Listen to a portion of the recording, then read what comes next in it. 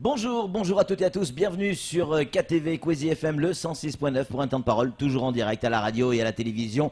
Il va y avoir les championnats, non pas de France, mais de Mayotte, de karaté. Ça va se passer ce week-end, le 21 et le 22 avril du côté de Tsingoni. Pour en parler avec nous, alors vous allez me dire, ouais mais c'est pas une grosse info. Comment ça, c'est pas une grosse info? Bien sûr que c'est important, c'est la vie qui reprend à Mayotte, après ces barrages, ces grèves, etc. C'est la vie qui reprend. Nos gamins, mais aussi les adultes, se remettent à faire du sport. Et c'est plutôt bien, parce qu'il y a un vrai championnat de karaté. Il est avec nous pour en parler, c'est Tostao. Tostao, bonjour. Bonjour Pascal. Merci d'être avec nous, d'avoir accepté notre invitation si tôt pour parler karaté. Un championnat de Mayotte, c'est pas le premier championnat de Mayotte.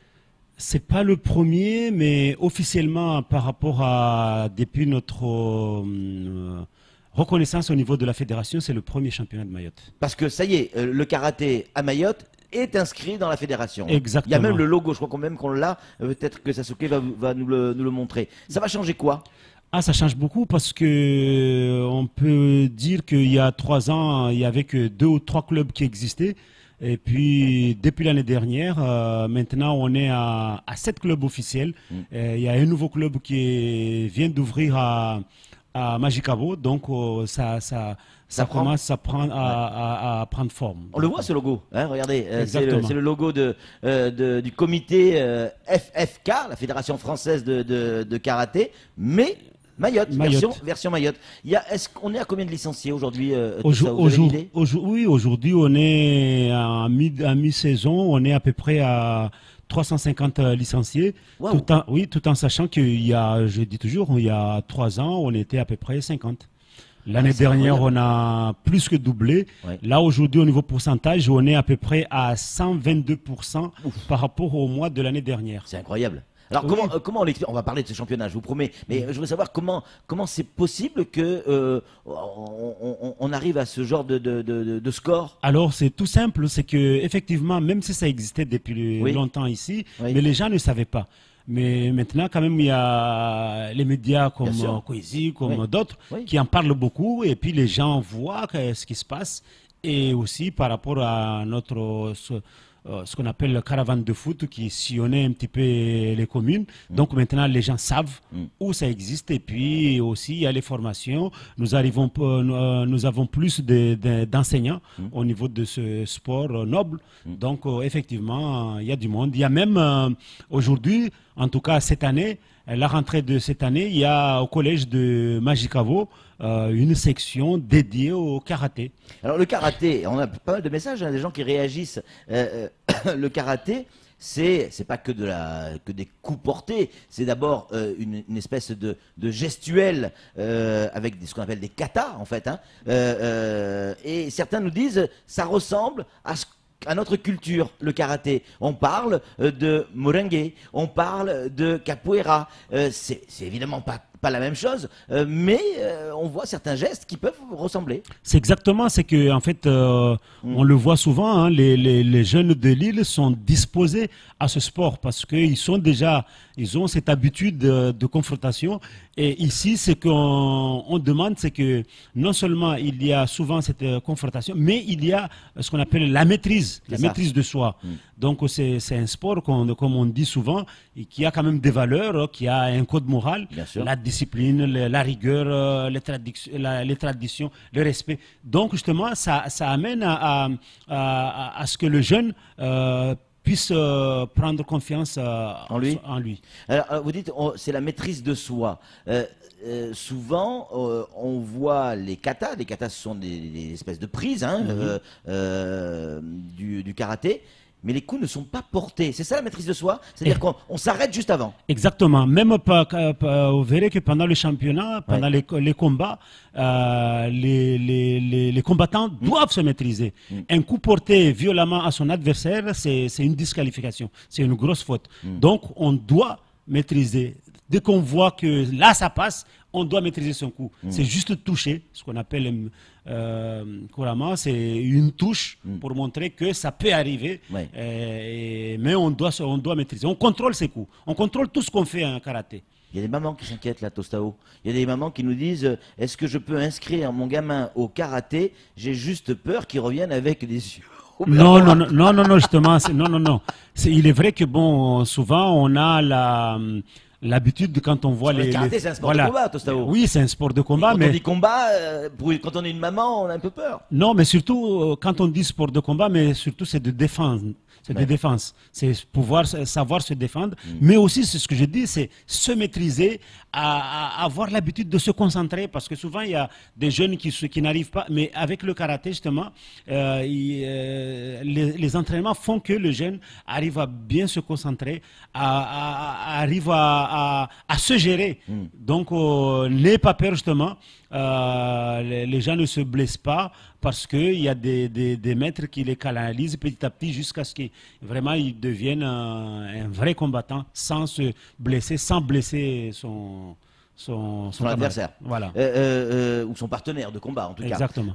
Tostao, quand on a ce genre de message, il y a un message qui vient d'arriver qui dit avec l'insécurité qu'il y a à Mayotte, c'est tous les Mahorais qui devraient apprendre à faire du karaté. Alors, c'est dit avec un peu d'humour évidemment, mais c'est en lien avec ce que vous venez de dire, c'est-à-dire qu'on n'attaque pas, mais on part les coups, on sait se défendre, on sait désarmer quelqu'un. Et pourquoi pas? Pourquoi est-ce qu'il ne faudrait pas effectivement tous prendre des cours? Justement, effectivement, si tout le monde, même ceux qui pensent qu'ils sont... Des bakoko aussi? Oui, mais il n'y a pas d'âge. Il n'y a pas d'âge. Tant qu'on peut marcher, c'est possible, justement.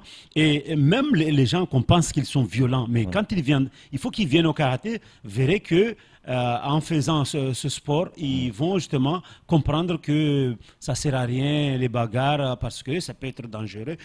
Parce qu'aujourd'hui, comment ça se passe? C'est que les jeunes qui se croient forts, ou qui essayent toujours de violenter les autres. Ceux qui font les caïds. Voilà, ceux qui font les caïds, parce qu'ils ne savent pas, justement. Ils ne savent pas ce que c'est qu'avoir un coup. Ils ne savent pas le danger. Donc, ils croient que parce qu'ils sont nombreux, qu'ils sont invulnérables. Mais s'ils viennent au karaté, justement par rapport à la discipline de ce sport, ils vont se calmer et puis ils comprendront que en fait, ça ne sert à rien de se bagarrer. Le karaté, comme d'autres sports, c'est un vecteur de canalisation de l'énergie de nos gamins, de nos adolescents. Le sport peut être une solution pour lutter contre une forme de violence, la violence que l'on connaît à Mayotte. Bien sûr, moi je dis souvent que si effectivement les institutions avaient les moyens de mettre une compagnie d'éducateurs dans tous les quartiers, c'est sûr que ça aiderait beaucoup de choses. Allez, on parle de ce championnat, parce que vous êtes là pour ça. 21 et 22 avril prochain à Tsingoni. Là, on a toutes les tranches d'âge. Hein. Exactement, c'est à la MJC de Mroale, qui est dans la commune de Tsingoni, à partir de samedi à 13h30. Parce que c'est par catégorie et par poids. C'est les gamins qui commencent, les tout petits là. Oui, les tout petits qui commencent. C'est par âge et puis par poids. Parce qu'on peut avoir le même âge, mais le poids n'est pas le même.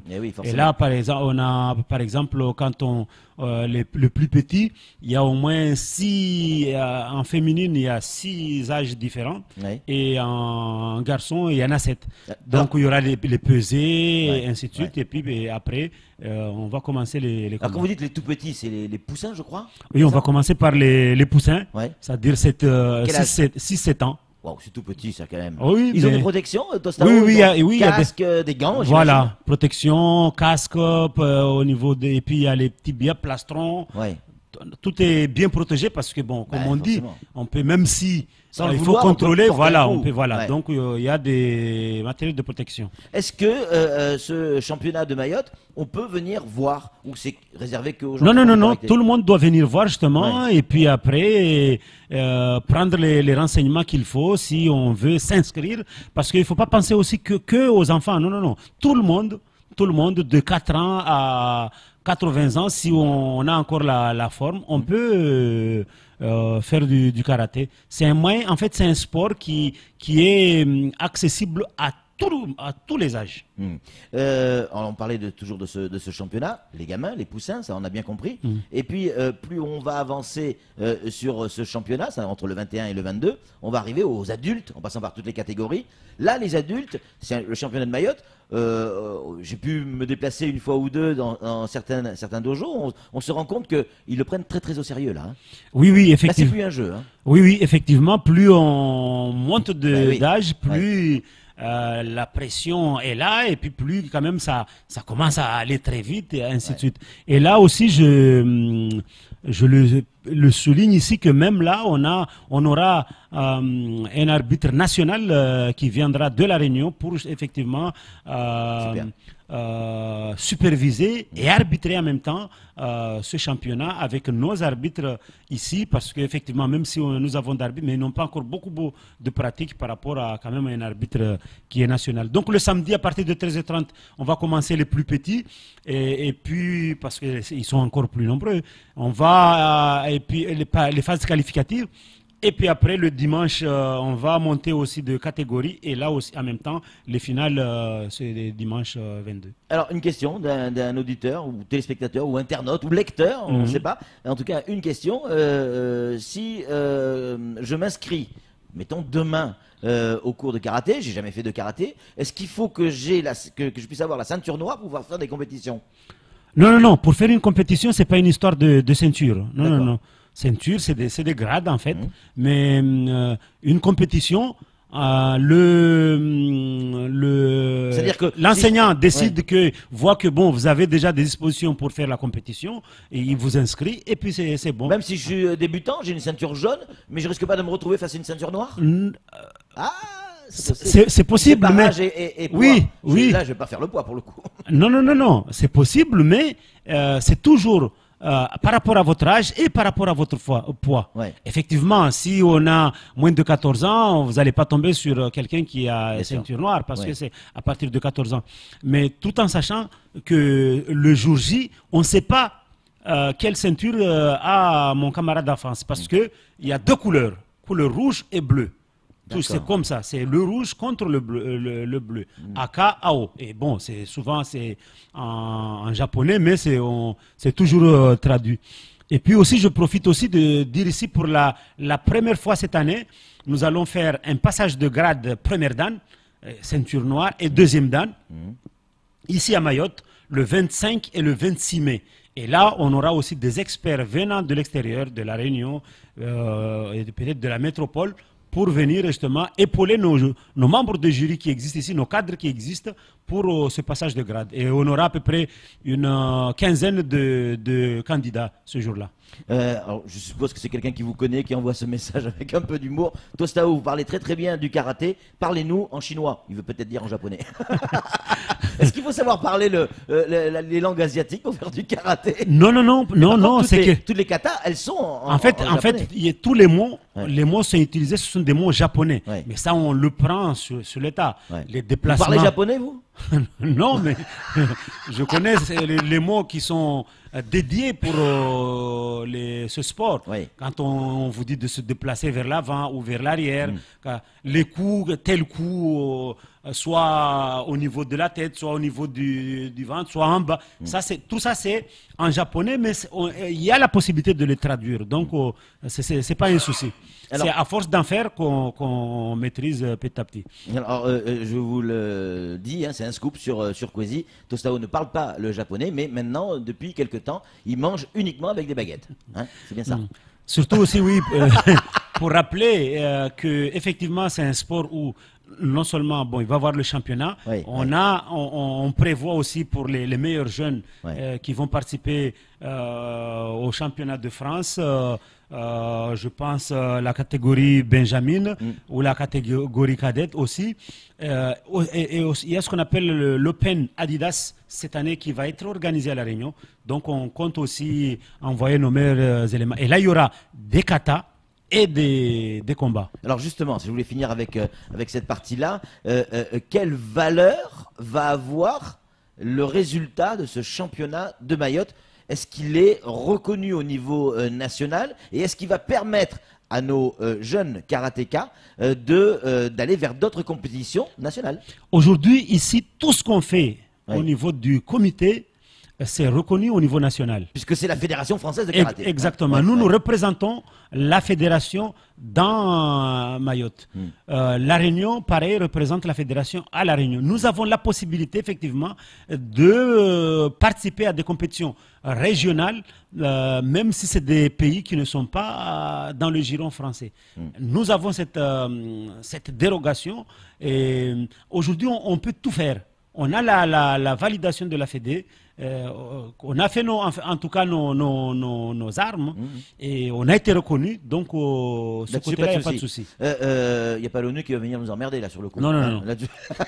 Tostao, imaginons, je suis champion de Mayotte, je fais du karaté, on imagine hein, évidemment, je suis champion de Mayotte, j'ai gagné donc cette compétition le 21 et le 22 avril prochain à Tsingoni. Est-ce que je peux prétendre à aller faire une compétition nationale? Parce que j'ai gagné le championnat de Mayotte, je peux faire les championnats de France. Exactement. D'accord. Exactement. Ou bien même, si effectivement nos cadres, ils ont vu qu'il y a un jeune qui est tellement compétent, même si et qu'ils décident que voilà, ce jeune-là, il est capable de participer au championnat de France. Le comité, parce que c'est un collège des cadres qui sont là, peuvent décider effectivement d'amener ce jeune, même s'il n'a pas participé au championnat de Mayotte. Le championnat de Mayotte, c'est déjà au niveau de Mayotte par catégorie. Et puis après, effectivement, ça donne la possibilité parce que bon, quand on termine premier, on est le meilleur, ça donne la possibilité, par rapport à nos moyens, effectivement, d'aller participer aux compétitions nationales. Justement, les moyens, c'est partie des questions. Est-ce que la Fédération française de karaté a mis les moyens à Mayotte pour avoir des tatamis, des dojos qui tiennent la route, ce qui nous permettrait de nous préparer au même niveau, de la même manière que les gars à La Réunion ou dans d'autres départements de métropole? Effectivement, la Fédé nous aide beaucoup dans ce sens. Ils jouent le jeu. Ils jouent le jeu au niveau des cadres. Le département aussi, il joue le jeu. Là, on voit avec la DDJS aussi qui va nous aider dans ce sens. Mais en tout cas, là, c'est parti parce qu'effectivement, comme on n'était pas reconnu au départ, c'était un peu difficile parce que bon, il fallait ici pour avoir les aides, il faut une affiliation au niveau de la Fédé. Mais là, c'est parti. Donc cette année, on est armé pour faire de grandes choses. Les objectifs, au-delà de ce championnat, de ce week-end, les objectifs pour les années qui viennent, c'est quoi? C'est encore doubler le nombre d'adhérents? Voilà, les objectifs, c'est au niveau de Mayotte qu'on puisse mais à un moment donné, vous allez être bloqué par les capacités. Il n'y a pas non plus 50 000 dojos. Non, mais justement, c'est quand on sera encore plus nombreux qu'on pourra développer. Eh oui, l'objectif, c'est justement qu'on puisse avoir une école dans chaque commune. Parce qu'on sait bien que dans les communes, même dans les écoles, le karaté, on peut le faire même au niveau des préaux. On peut le faire. Les préaux des écoles, il y a des écoles où il y a des salles de motricité. Donc il y a des communes. Quand on tombe par terre sans tatami, ça fait mal. Non, mais dans les salles de motricité des différentes écoles, il y a quand même des tapis qui peuvent aider effectivement à pouvoir utiliser pour le karaté. Et justement, parce que en tout cas, nous sommes convaincus que plus les jeunes sont enseignés de tout petit, mieux c'est justement pour leur comportement de l'avenir. 21-22 avril, c'est ce week-end sur la commune de Tsingoni à Moralé, à MJC de Moralé. Exactement. Tout le monde a le droit de venir, vous pouvez venir assister, vous les parents déjà à la base, les parents, la famille de ceux qui vont faire ce championnat de Mayotte, c'est pas rien, hein, les meilleurs pourront faire le championnat de France, c'est quand même quelque chose d'important. Oui, je rappelle Patrick que n'oubliez pas justement les parents, il ne faut pas qu'ils oublient que, parce qu'au karaté, il y a ce qu'on appelle un passeport. Chaque combattant a un passeport qui le suit. Donc n'oubliez pas dans le passeport que le médecin signe effectivement pour le certificat médical et puis aussi l'autorisation parentale. Bien évidemment, on y sera tous, Tostao. Merci beaucoup d'être venu ce matin si tôt pour nous parler de Hong Kong Fu Fu, le roi de Kung Fu, par les karatés. Merci. Merci Tostao, et la prochaine fois, c'est promis, il va nous parler en japonais. C'est tout pour ce temps de parole. Tout de suite, la suite de nos programmes.